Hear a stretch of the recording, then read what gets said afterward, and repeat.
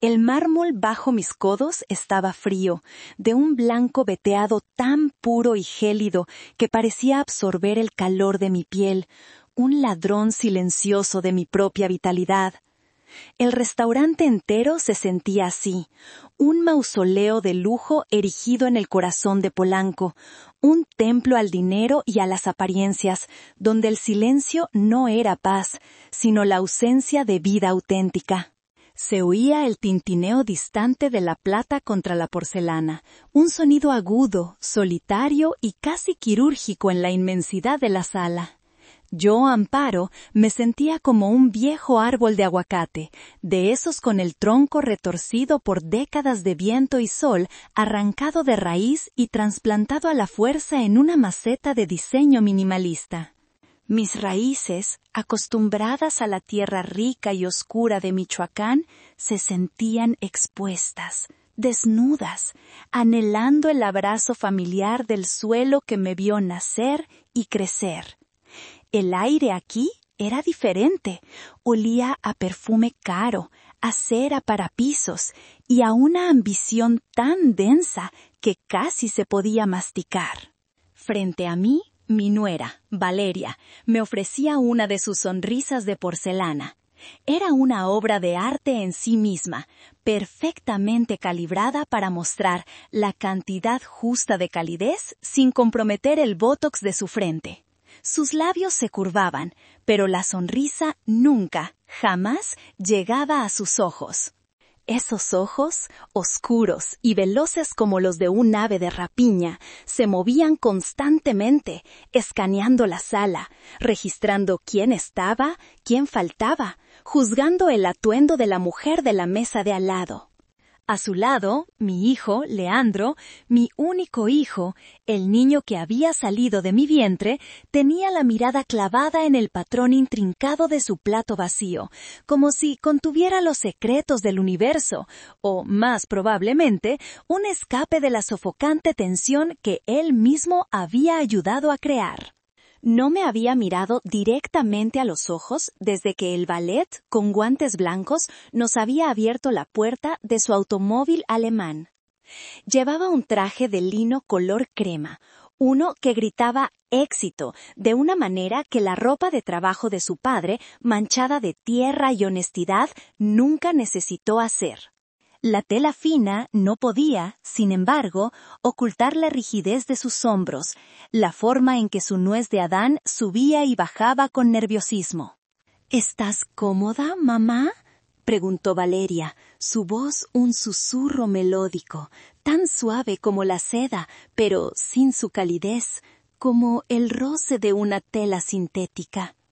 Era la pregunta de rigor, la formalidad que abría el telón de su actuación. Asentí, un gesto corto y seco. ¿Cómoda? Era la palabra más inadecuada que podía haber elegido del vasto diccionario castellano. Me sentía como un insecto bajo un microscopio. Cada uno de mis movimientos, cada sorbo de agua, cada arruga en mi rostro, analizado y juzgado bajo la dura luz de sus expectativas. Sentía sus miradas, incluso cuando no me miraban, evaluando mi vestido, mis manos de agricultora, mi silencio. El lugar es impresionante, mentí, mi propia voz sonando extraña en la acústica muerta de la sala. La verdad es que lo encontraba opresivo, casi violento en su opulencia. Las paredes altísimas, cubiertas de un arte abstracto que probablemente costaría más que la cosecha de una temporada entera, parecían diseñadas para empequeñecer a la gente como yo, para recordarnos nuestro lugar. Leandro finalmente levantó la vista. Sus ojos, los mismos ojos color avellana de su padre, pero carentes de su brillo, de su chispa de vida, se encontraron con los míos por una dolorosa fracción de segundo, antes de desviarse hacia la carta de vinos que sostenía el sommelier. Queríamos traerte a un lugar especial, para hablar, tranquilamente. La palabra tranquilamente flotó en el aire entre nosotros, cargada con el peso de todo lo que no era tranquilo. Llevaban un mes, desde la muerte de Ramiro, tratándome como a una niña, como a una reliquia frágil que ya no entendía el mundo moderno. Y ahora, esta cena, este gran gesto teatral. Sabía con la certeza que solo dan los años y el dolor que no era por amor. Era una estrategia. Una emboscada servida en platos de porcelana fina. El mesero, un joven que se movía con la gracia silenciosa de un bailarín, sirvió el primer plato. Una delicada torre de algo blanco y espumoso con una solitaria hoja de hierba en la cima. Lo miré, desconcertada, sin saber por dónde empezar. En casa, en La Promesa, nuestra hacienda, la comida era honesta, abundante, real. Un mole espeso, unas carnitas jugosas, tortillas hechas a mano. Comida para nutrir el cuerpo y el alma. Esto era un concepto, una idea en un plato, tan hueco y pretencioso como las sonrisas de mis anfitriones. Mientras Valeria se lanzaba a un monólogo sobre el clima inusualmente húmedo, sobre sus amigas que estaban de vacaciones en los viñedos de Napa, sobre una subasta de arte a la que planeaba asistir, mi mente hizo lo que había estado haciendo con frecuencia últimamente. Se escapó. Se escapó de aquel mausoleo de cristal y acero y voló hacia el sur, hacia el funeral de Ramiro, un mes atrás, un siglo atrás. La tierra de nuestra hacienda todavía olía a lluvia fresca y a las flores de cempasúchil que nuestros trabajadores habían esparcido por el camino. El dolor era una presencia física, un manto pesado en el aire húmedo que todos compartíamos. O eso creía yo. Estaba sentada en el porche, en la vieja mecedora de mi esposo, que aún guardaba la forma de su cuerpo, cuando la voz de Valeria llegó desde el jardín, nítida y cruel, a través de la ventana abierta de la sala. Hablaba por teléfono con una de sus amigas de la ciudad. Su voz era un susurro conspirador que la brisa traía directamente a mis oídos. «Sí, es una pena, claro, una tragedia», decía, con un tono de aburrimiento mal disimulado. «Pero tienes que ver este lugar, Dani. Es enorme, un poco rústico y anticuado, obviamente. Necesita una mano de diseñador urgente, pero tiene un potencial increíble». Pienso en un hotel boutique, algo muy exclusivo, spa, yoga, comida orgánica, ya sabes, el concepto. Hizo una pausa y pude imaginarla pasando una mano por su cabello perfectamente peinado. El único problema es, bueno, ya sabes, la decoración actual. Se me heló la sangre en las venas. Entendí perfectamente a qué se refería con la decoración actual. Me estaba llamando a mí, a su suegra, un mueble viejo y polvoriento que había que quitar de en medio. Mi Ramiro, el amor de mi vida, el hombre con el que había construido un mundo, yacía en su ataúd en la sala de estar. Y su nuera no estaba de luto, estaba haciendo un estudio de mercado. No lloraba a un suegro, estaba planeando cómo monetizar su tumba. En ese momento, una parte de mi corazón, la parte ingenua que aún creía en la decencia fundamental de la familia, se marchitó y murió. Vi la verdad desnuda, tan fea y afilada como un trozo de vidrio roto. Para Valeria, y por extensión para mi hijo, que se dejaba guiar por ella como un barco sin timón, la muerte de Ramiro no era una pérdida irreparable. Era una oportunidad de negocio, la primera traición. Y yo, su madre, era simplemente un obstáculo sentimental, una nota a pie de página en su brillante plan maestro. «Mamá, ¿te sientes bien?». La voz de Leandro, teñida de una falsa preocupación, me trajo de vuelta al presente gélido del restaurante. Parpadeé, confundida por un instante. La espuma en mi plato se había desinflado, dejando un charco lechoso. «Sí, hijo, solo recordaba a tu padre». Una sombra de incomodidad cruzó su rostro. Odiaba hablar de su padre. Odiaba que le recordaran el hombre que era, el estándar contra el cual él nunca podría medirse. Valeria, siempre la experta en control de daños, intervino con una fluidez practicada. Todos lo extrañamos mucho. Era un hombre formidable. Y por eso mismo, Leandro y yo hemos estado pensando mucho en ti, en tu futuro, en cómo podemos ayudarte a llevar esta carga tan pesada. Ahí estaba, la antesala, el preámbulo cuidadosamente redactado para el verdadero propósito de la noche. Forcé una pequeña sonrisa, la sonrisa de la cordera que sabe que los lobos la rodean, y esperé. Sabía que necesitaba toda mi fuerza para lo que venía a continuación. El segundo plato llegó, y con él una nueva oleada de recuerdos no deseados, cada uno una pieza más en el mosaizófico de su desprecio. Recordé su visita a la hacienda apenas 2 semanas después del funeral. Llegaron sin avisar, como era su costumbre, en su camioneta alemana que parecía un vehículo lunar en nuestros caminos de tierra.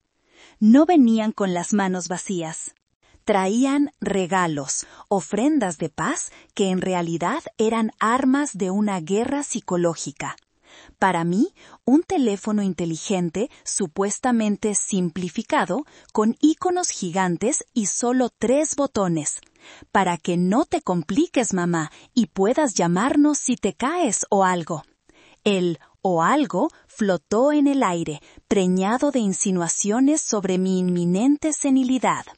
El segundo regalo fue un folleto satinado de una comunidad de retiro de lujo en las afueras de Querétaro.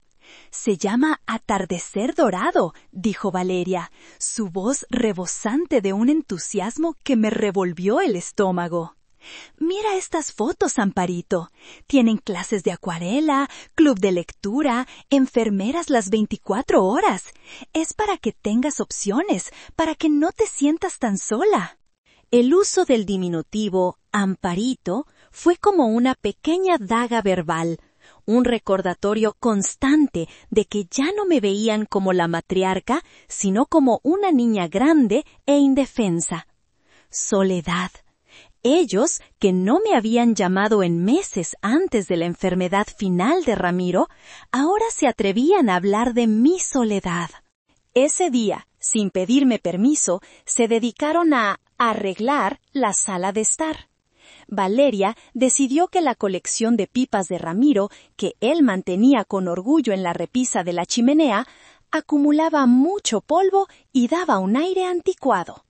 Las guardó bruscamente en una caja de cartón junto con los libros de historia que Ramiro leía por las noches. «Hay que modernizar, mamá». «Un poco de minimalismo te vendrá bien», declaró, como si estuviera limpiando un trastero en lugar de profanar un santuario. Modernizar. Esa era su palabra clave para borrar, para erradicar la memoria de mi esposo, la esencia de nuestro hogar.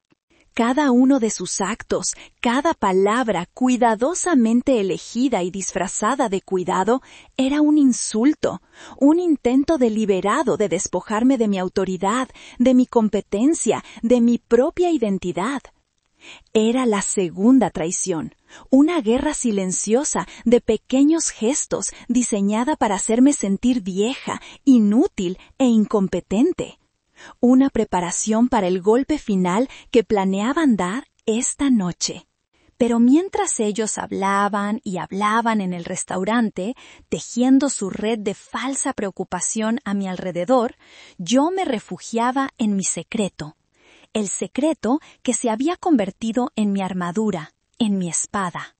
El secreto que había descubierto en la soledad y el silencio del despacho de Ramiro, una noche en que el dolor y el insomnio me llevaron a buscar consuelo entre sus cosas, entre el olor a su tabaco de pipa y a cuero viejo que aún impregnaba el aire.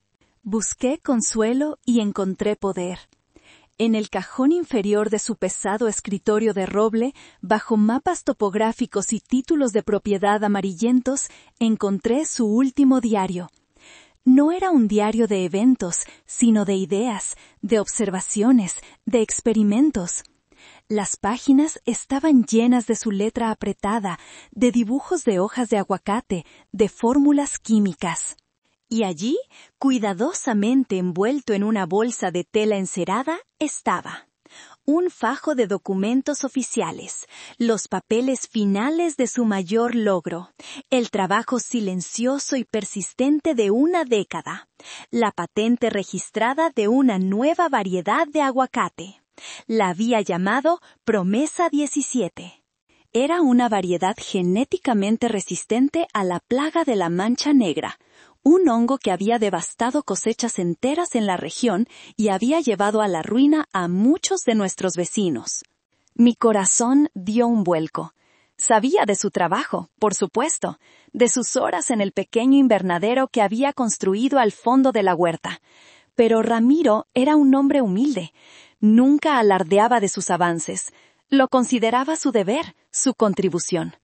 Al día siguiente, con los papeles en mi bolso, conduje hasta la casa de mi cuñado Germán, el hermano menor de Ramiro, un hombre con la honestidad de la tierra grabada en la cara. Él me ayudó a contactar a un abogado especialista en propiedad intelectual en la capital. La reunión con el abogado, el señor Benítez, fue una revelación que cambió el curso de mi vida. Nos informó que una corporación agrícola internacional, Agricorp, llevaba meses intentando contactar a Ramiro. Su muerte había puesto todo en una pausa incierta. El abogado había revisado la oferta que Agricorp ya había puesto sobre la mesa, una oferta redactada y lista que solo esperaba una firma. «Amparo», dijo el señor Benítez, ajustándose las gafas con un gesto solemne. «Esto no es solo una patente.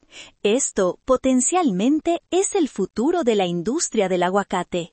Y Agricorp lo sabe. Están dispuestos a pagar por asegurarse ese futuro».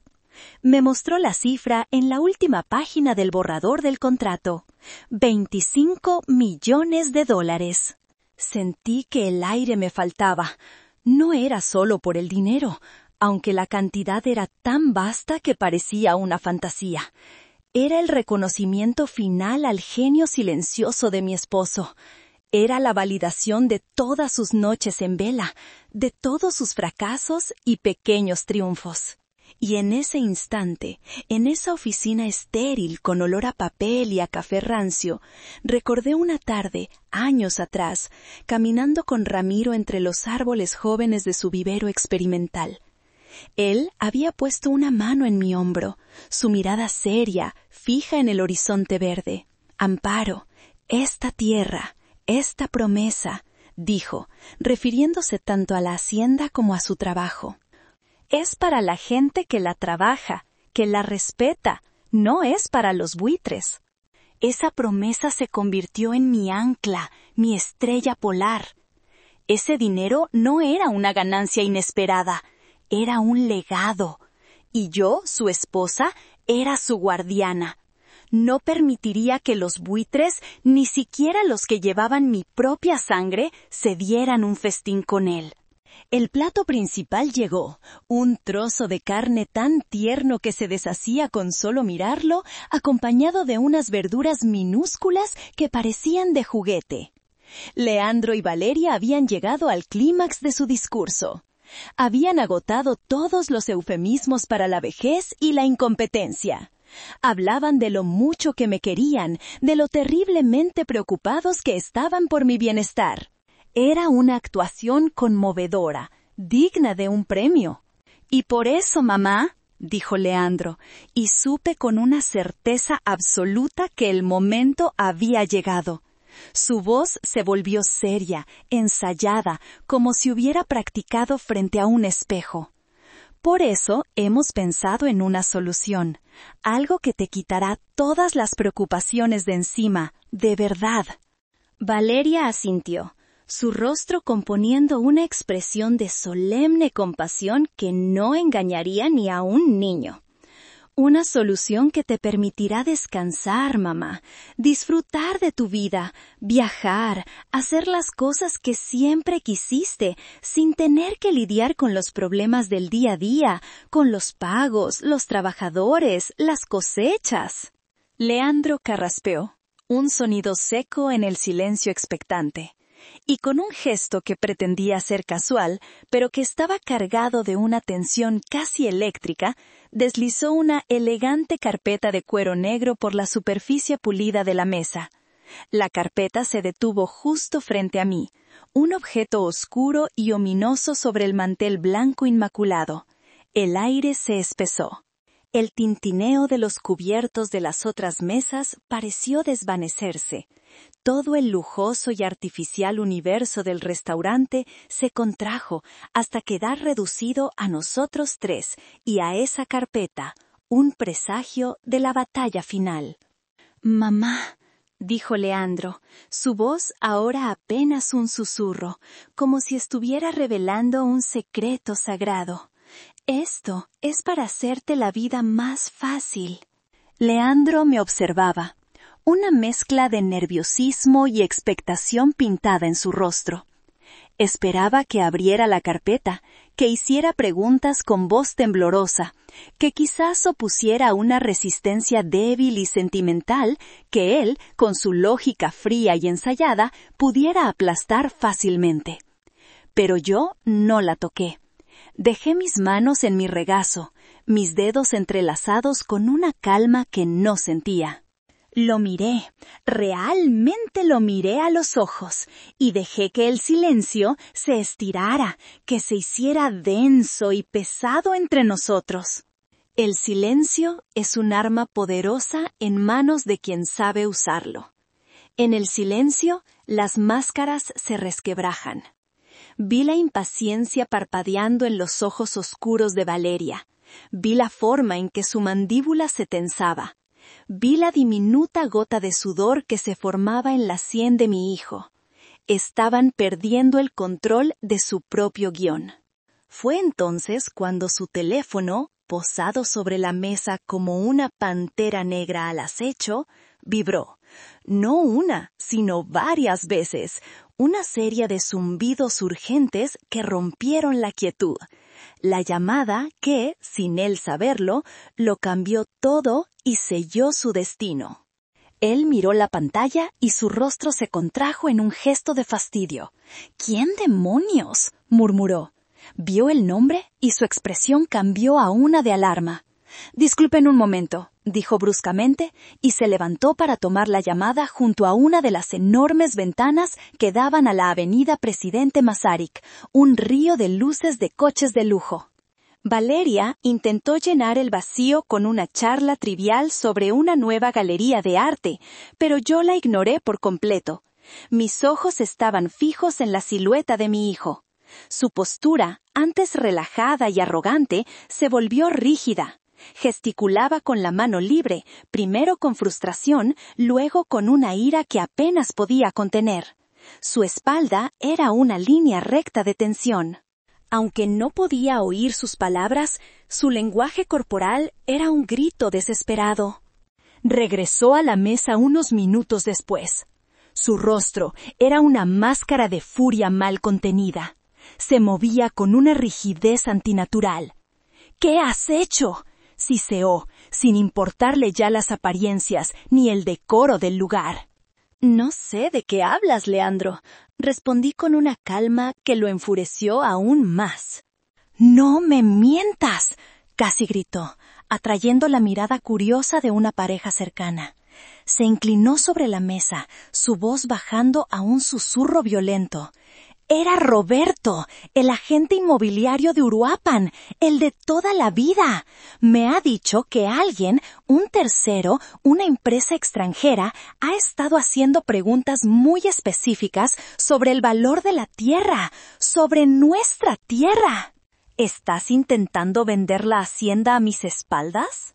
Su acusación, la presunción insolente en su voz de que la hacienda era suya para que yo la traicionara, fue la gota que derramó el vaso. Todo el dolor, toda la decepción, toda la ira contenida del último mes se cristalizó en un instante, en una claridad helada. Ya no había espacio para la duda, ni para la esperanza, ni para el amor de madre que todo lo perdona. Mi hijo, el niño que había criado, el hombre en el que se había convertido, había desaparecido, reemplazado por este extraño, codicioso y paranoico que tenía delante. Roberto, no debería estar discutiendo mis asuntos privados contigo, dije, mi voz tan fría como el mármol. Son mis asuntos, es mi legado, mi herencia, replicó, golpeando la mesa suavemente con el puño cerrado. Ya era hora de que yo me hiciera cargo, mamá. Ya no estás en condiciones. Ahí estaba, la verdad sin adornos. No era preocupación por mí, era impaciencia. Era un sentimiento de propiedad. Me veía como un obstáculo, una guardiana incompetente de un tesoro que él consideraba suyo por derecho de nacimiento. Voy a ir para allá mañana mismo, continuó, hablando más para sí mismo que para mí, sus ojos brillando con una determinación febril. Voy a arreglar este desastre. Y tú y yo, me señaló con un dedo tembloroso, un gesto que Ramiro jamás me habría hecho. Vamos a terminar esta conversación, te guste o no. Valeria le puso una mano en el brazo, no para calmarlo, sino para dirigir su ira. Cálmate, cariño, lo arreglaremos. Por eso estamos aquí, ¿recuerdas? Se volvió hacia mí, su sonrisa ahora era una mueca depredadora, llena de triunfo. ¿Ves, Amparo? Por esto necesitas nuestra ayuda. Claramente, las cosas se te están saliendo de las manos. Colgué el teléfono después de esa llamada con una sensación de finalidad que me recorrió todo el cuerpo. El temblor en mis manos no era de miedo ni de debilidad. Era la vibración de un motor que llevaba un mes apagado y que acababa de volver a la vida con un rugido. Se había acabado. El tiempo de llorar en silencio, de esperar un gesto de cariño, de tener esperanzas vanas, había terminado. Leandro no solo había declarado la guerra, sino que me había subestimado de la forma más insultante posible, y ese iba a ser su error fatal. Mi primera llamada fue al abogado, al señor Benítez. Su voz era tranquila y profesional al otro lado de la línea, un ancla de racionalidad en mi tormenta emocional. Señor Benítez, soy Amparo, viuda de Robles. Hablo para confirmar. Procedamos con la firma. Aceptamos la oferta de Agricorp. Hubo una pausa, apenas perceptible. ¿Está completamente segura, señora Amparo? Es una decisión importante y sin vuelta atrás. Nunca he estado más segura de nada en toda mi vida, respondí, y mi propia voz me sorprendió por su firmeza, por su ausencia total de duda. Mi segunda llamada fue a mi cuñado Germán. Le conté la conversación con Leandro, palabra por palabra, sin omitir ni un matiz del desprecio en su voz. Él escuchó en silencio, su respiración constante y tranquila al otro lado de la línea, un sonido familiar y reconfortante. Cuando terminé, no hubo preguntas, no hubo juicios, solo una simple declaración de lealtad. ¿Qué necesitas de mí, Amparo? Necesito que seas mis ojos y mis oídos en Uruapan. Necesito que seas el albacea del fideicomiso que vamos a crear. Necesito que estés a mi lado en esto, Germán. Sola no puedo. No estás sola, dijo con una firmeza que me llegó al alma. Cuenta con ello. Es hora de que tu hijo y mi ahijado aprendan una lección sobre el respeto que parece que ni tú ni mi hermano supimos enseñarles a tiempo.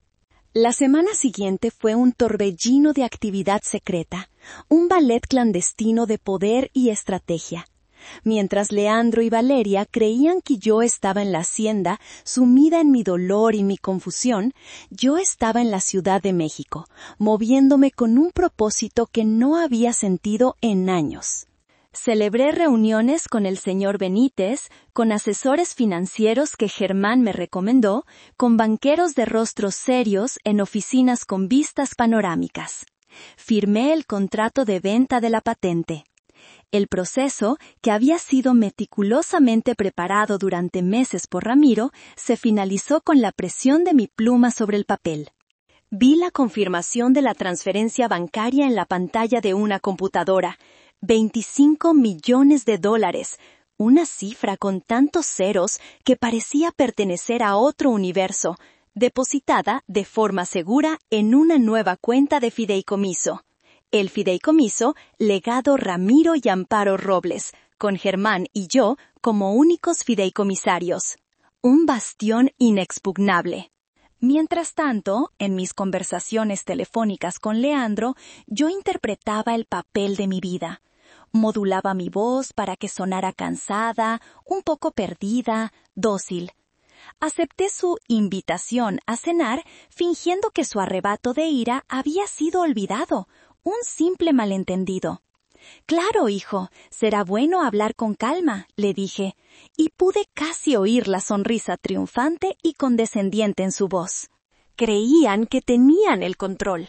Creían que su plan estaba funcionando a la perfección.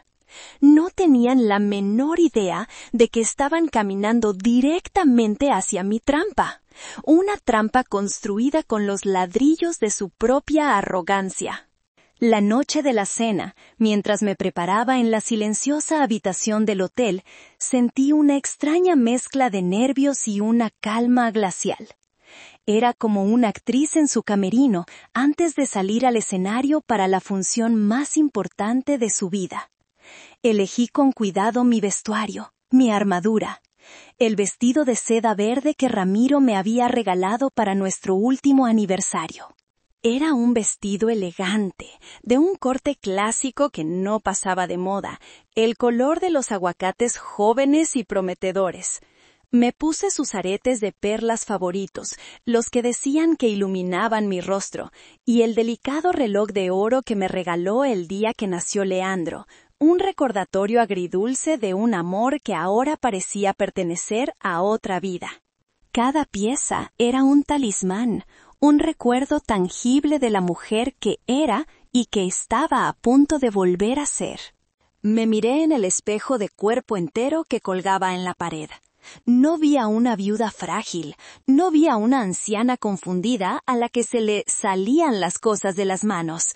Vi a Amparo Robles, la matriarca de la promesa, la mujer que había negociado con compradores, que había dirigido a cuadrillas de hombres, que había sobrevivido a sequías y a plagas. Vi a una guerrera. En mi bolso de mano de piel, junto a mi lápiz labial y las llaves de mi camioneta, coloqué una sola hoja de papel doblada en 4, la copia de la primera página del acta constitutiva de la nueva fundación que había creado esa misma mañana, con su propósito y su financiación de $25 millones claramente establecidos. Cuando llegué al restaurante y vi sus sonrisas condescendientes esperándome en la entrada, sentí una calma absoluta. Ya no me afectaban. Su poder sobre mí se había desvanecido. Eran simplemente actores en mi obra, a punto de recitar sus últimas líneas antes de que el telón cayera sobre ellos de forma estrepitosa. Dejé que me guiaran a la mesa, que pidieran el vino más caro de la carta, que iniciaran su actuación final. Y yo esperé. Con la paciencia de la tierra que espera la lluvia, esperé el momento perfecto para desatar mi tormenta. La carne en mi plato se había enfriado, una masa solitaria en el vasto lienzo blanco de la porcelana. Leandro y Valeria habían agotado su repertorio de argumentos, cada uno de ellos una variación del mismo tema, mi supuesta incapacidad. Habían hablado de mi bienestar, de la complejidad de la administración moderna, de la tranquilidad que encontraría al cederles el control.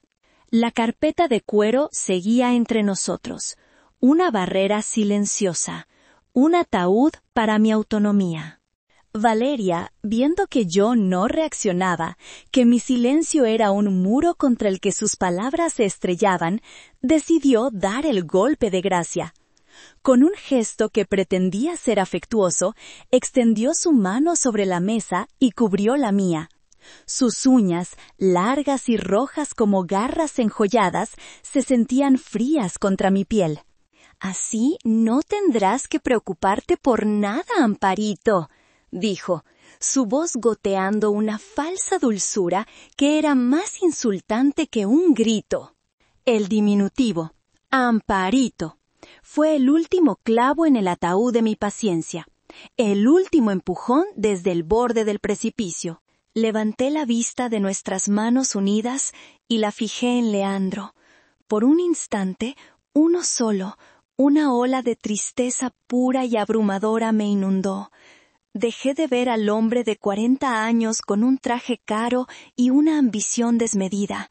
Vi al niño de 5 años que corría hacia mí con las rodillas raspadas, buscando consuelo en mis brazos. Vi al joven de 17 que me pedía el coche con ojos suplicantes para su primera cita. Vi a mi hijo. Y una parte de mí, la parte más profunda y antigua, la madre que lo amaría incondicionalmente hasta el último aliento, quiso simplemente firmar. Quise acabar con todo, tener paz, incluso si era una paz comprada con mi propia aniquilación. Ceder, ¿no era eso lo que hacían las madres? Pero entonces, como un eco resonando en las cámaras vacías de mi corazón, oí la voz grave y serena de Ramiro, tan clara como si estuviera sentado a mi lado. No para los buitres. Recordé la promesa, recordé el trabajo de su vida, recordé mi propio valor. Y la tristeza se evaporó, reemplazada por una resolución tan dura y brillante como el diamante. Mi voz, cuando finalmente hablé, fue un susurro helado que cortó el aire cálido y cargado del restaurante. Después de todo lo que tu padre y yo construimos, después de 40 años de mi vida dedicados en cuerpo y alma a esa tierra, ¿esto es lo que valgo para ti? ¿Un estorbo? Leandro se removió en su asiento, visiblemente incómodo. «No, mamá, no es eso, de verdad. Es que», balbuceó, sin poder encontrar las mentiras adecuadas. No lo dejé terminar. Solté una risa. No fue una risa alegre ni divertida. No fue ni siquiera una risa de locura. Fue un sonido corto, seco, amargo. El sonido de algo rompiéndose por dentro de forma definitiva. El sonido de la última gota de esperanza convirtiéndose en un desprecio absoluto. Fue la risa de una mujer que finalmente lo ha entendido todo y que la verdad, por dolorosa que sea, la ha hecho libre. El sonido pareció magnificarse en el silencio tenso de nuestra mesa, atrayendo la atención de un par de comensales cercanos. La sonrisa de Valeria vaciló, transformándose en una mueca de confusión. El rostro de Leandro se llenó de una alarma incipiente. No entendían. Estaban fuera de su guión. Aún con el eco de mi risa en el aire, extendí la mano, pero no para tomar la pluma de oro que Leandro había colocado estratégicamente a mi lado. Mis dedos, firmes y decididos, se cerraron sobre la pila de papeles que habían sacado de la carpeta. Eran gruesos, importantes, llenos de cláusulas y jerga legal diseñadas para despojarme de todo lo que era mío. Los levanté. Sentí su peso en mi mano, el peso tangible de su traición. Los miré a los dos, uno por uno, grabando sus rostros perplejos en mi memoria. A Valeria, con su máscara de elegancia a punto de hacerse añicos. A Leandro, mi hijo, mi mayor orgullo y ahora mi más profunda decepción. Y entonces, con un movimiento que nació desde lo más profundo de mi ser, un gesto de liberación y de furia contenida durante un mes, se los arrojé. Los papeles volaron por el aire, una ráfaga de hojas blancas que se estrellaron contra el pecho de Leandro. Él se echó hacia atrás por puro instinto, sus manos levantándose demasiado tarde en un gesto inútil de defensa. Los documentos se desparramaron sobre la mesa, derribando una copa de vino vacía, y cayeron al suelo, una lluvia de legalismos inútiles y codicia expuesta para que todos la vieran. ¡Quédate con tus papeles! Mi voz ya no era un susurro, era un trueno, fuerte, clara, llena de un poder que no sabía que aún poseía. El silencio en el restaurante se volvió total. Ya no eran miradas curiosas, era una audiencia cautiva. Ahora todas las miradas estaban sobre nosotros. Me puse de pie, sintiendo que cada centímetro de mis 68 años se enderezaba con una nueva y feroz dignidad. Apoyé las palmas de las manos sobre la mesa y me incliné hacia ellos, como un juez a punto de dictar sentencia. Creyeron que era una anciana tonta, ¿verdad?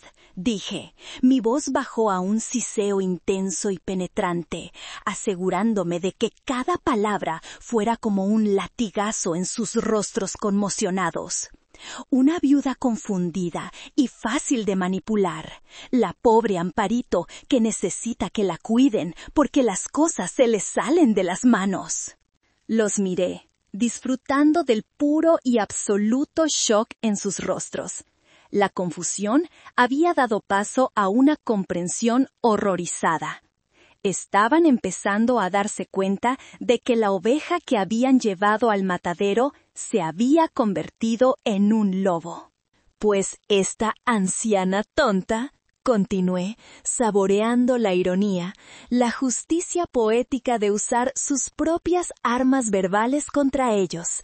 Esta viuda acaba de vender la patente de tu padre. Esa pequeña investigación que él hacía en su tiempo libre y a la que tú, Leandro, nunca le prestaste la más mínima atención porque estabas demasiado ocupado gastando su dinero. Hice una pausa dramática, dejando que la información se asentara, que penetrara en sus mentes aturdidas. La vendí, dije lentamente, articulando cada sílaba, por $25 millones. La mandíbula de Valeria se desencajó, literalmente. Su boca se abrió en una O perfecta de incredulidad, sus ojos desorbitados. El color desapareció de su rostro, dejándola con la palidez de una estatua de cera. Leandro parpadeó rápidamente, una y otra vez, como si un simple parpadeo pudiera rebobinar la realidad, como si no entendiera el idioma que yo estaba hablando. El concepto era demasiado vasto, demasiado imposible para que su mente lo procesara. «Dinero», concluí, mi voz ahora tan fría como el hielo de un glaciar, que tú, Leandro, mi único hijo, jamás tocarás en tu vida. El colapso fue inmediato y espectacular, como un edificio demolido en cámara lenta. La elegante fachada de Valeria se desintegró por completo, reemplazada por una mueca de rabia y codicia frustrada. Su rostro, normalmente pálido y controlado, se tiñó de un rojo intenso y desigual. Sus ojos se clavaron en mí, ya no con condescendencia, sino con un odio puro y desnudo. Era la mirada de una depredadora a la que le habían arrebatado su presa de las fauces en el último segundo. Pude ver sus pensamientos, tan claros como si los estuviera gritando. El hotel boutique, las fiestas, los viajes a Europa, todo se convertía en humo frente a sus ojos. Leandro, por otro lado, se desinfló como un globo pinchado. El color abandonó su rostro, dejándolo con una palidez cerosa y enfermiza. Parecía que había envejecido 10 años en 10 segundos. Su cuerpo, antes erguido con arrogancia, se encorvó sobre la mesa. Su boca se movía, pero no salían palabras, solo un balbuceo incoherente. «Pero, ¿cómo? 25. No, no puede ser». Era un hombre cuyo mundo, construido sobre los cimientos de la arrogancia y la expectativa, acababa de ser demolido por un terremoto que él mismo había provocado. La humillación pública era una capa visible y pegajosa sobre su piel, más evidente que el traje caro que vestía. No esperé a que se recuperaran. No había nada más que decir. Su silencio atónito, sus rostros descompuestos, eran toda la respuesta que necesitaba. La justicia, a veces, no es un discurso, es una imagen. De mi bolso saqué un billete. No uno pequeño, uno de los nuevos, de 1,000 pesos, con la imagen de Sor Juana, todavía crujiente y fresco del banco. Lo puse sobre la mesa con un gesto deliberado, casi ceremonial. «Esto paga mi agua mineral», dije con una calma que me sorprendió a mí misma, mi voz firme y sin un solo temblor. «Ustedes paguen su cena de buitres». Me di la vuelta. No miré hacia atrás. Caminé a través del restaurante, sintiendo las miradas de todos sobre mí. Pero por primera vez en mucho tiempo, no me sentí juzgada. Me sentí vista. Mi espalda estaba recta, mi cabeza en alto. Cada paso que daba sobre ese suelo de mármol frío era un paso que me alejaba de la mujer débil que ellos habían intentado crear, y me acercaba a la mujer fuerte que siempre había sido. Al pasar junto al maître en la entrada, un hombre con un rostro impasible, vi un atisbe de una sonrisa de respeto en sus ojos. Él me abrió la puerta y yo salí a la noche. Al salir a la noche fresca y vibrante de la ciudad, respiré hondo. El aire olía a asfalto mojado por la lluvia de la tarde, a los perfumes de la gente que pasaba, y para mí olía a libertad. No sentí un estallido de triunfo, no en ese momento. Lo que sentí fue un vacío limpio, sereno, el espacio que queda cuando finalmente te deshaces de un peso que has cargado durante demasiado tiempo sin darte cuenta. El peso de la esperanza, el peso de la decepción, el peso de un amor no correspondido. Los meses que siguieron fueron una especie de renacimiento silencioso. El silencio por parte de Leandro y Valeria fue total, absoluto. No hubo llamadas, ni mensajes, ni patéticos intentos de disculpa.